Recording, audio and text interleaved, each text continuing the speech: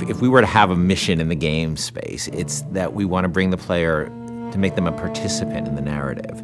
By bringing this character, Elizabeth, into the game, by having her with you pretty much for almost the entire game, we knew that if we didn't get her right, the game wouldn't be right. And she really is the emotional center of the game. This character, Elizabeth, she comes from a pretty dark place. But she's also got an incredible amount of enthusiasm for life. And when we found Courtney, I think we found somebody who could do both. I don't dance. Come on, let's go. Why? What could be better than this? It's so complex. I mean, you're talking about really trying to bring forth all the complexities of human nature that impact us because you're having to use only your voice to convey your entire, the character and what you're trying to portray. You have to put your entire body into it. So there are times when I'm doing voiceover work and I'm literally drenched in sweat because my body is working so hard. Hey! Knock it off! Stop it! Will you stop it? I'm not here to hurt you. Who are you? My name is DeWitt. I'm a friend. I come to get you out of here. Get away!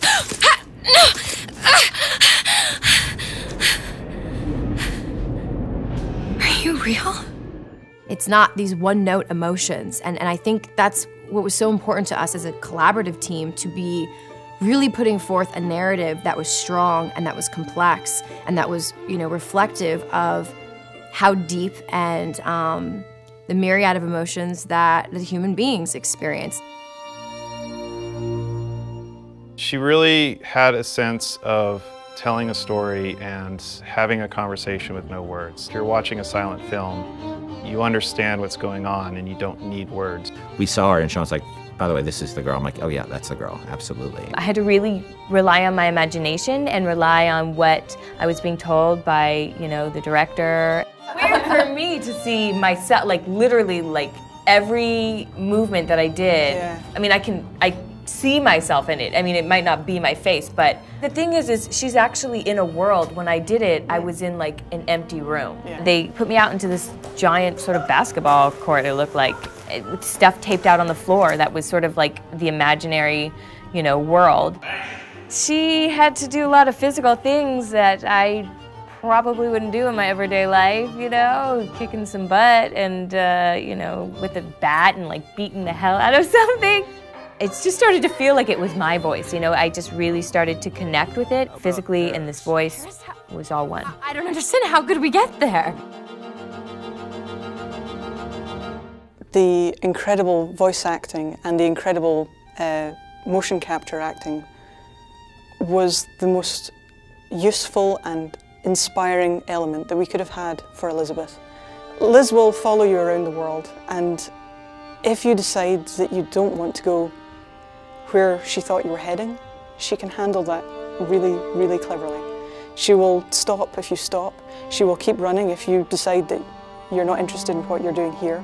She will be by your side no matter what you end up doing. The moment you come up against a character who's just sort of standing there, or behaves robotically, or behaves in a way that is so alien to what you'd expect out of a human being, you just shut them off. And you just say, oh, they're just a video game character. I don't need to worry about feeling anything about them. And so we tried a lot of things. We tried to make Liz have emotions so that she can react to things in the world and things that you do. For example, we might say that Liz will feel comfortable leaning against this wall, but she'll do so with her arms crossed.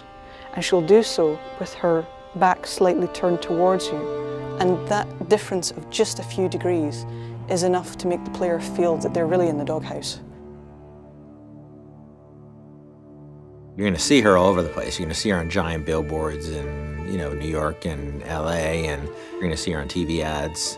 I said, okay, well, if we're going to find a person to play Elizabeth, I think we already have that person. Еще один из самых первых вариантов Элизабет, я сказала, боже мой, это же я должна ее сделать. В один прекрасный день мне пришло сообщение на Facebook от Кена Левина о том, что у них есть ко мне предложение, от которого я не смогу отказаться, просьба связаться по электронной почте. И, соответственно, вокруг меня все суетились, чего-то хотели, потом сказали, так, все, начинаем работать, посадили меня на стул, сказали, просто сиди, смотри прямо в одну точку. И опять начали вокруг меня бегать, снимая с меня скан лица. Я думаю, ну ладно, что, окей, хорошо. Я с этим справлюсь, а потом меня вдруг начали мучить, говорить, смейся, плачь, делай одухотворенное лицо, делай удивленное лицо. And all of a sudden we found this great character who existed in the space between the real world and the world of BioShock Infinite. There was a moment where we had people coming up to us and saying, Liz is awesome.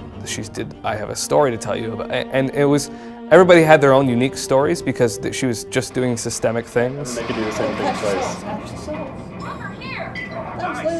I actually get people telling me things that there's no way I could know about. Like, say there's one of the combats kicking off and they're having this incredible moment where they're running around the place and smashing someone in the face and blowing someone else up with a shotgun, and they've suddenly, a huge big boss man comes up and they just go click.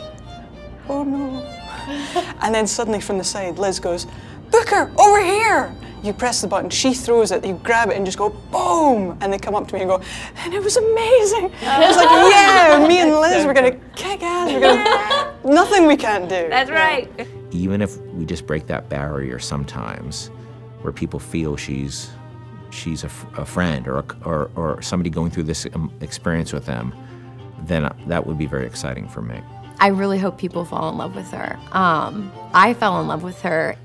I forget she's not a real person sometimes, and I know Courtney really well, and I forget sometimes that that's Courtney's voice, and that's Heather's motion, and that's the team's other work, and she becomes a real person to me many times. And I think the reason we call her Liz internally is because she became a real person to us in a lot of ways. Elizabeth has been locked in her tower for however many years it was, and now instead she's going to be released from her secondary tower, which is our studio, and let loose in the world for real. And that's just an incredible feeling.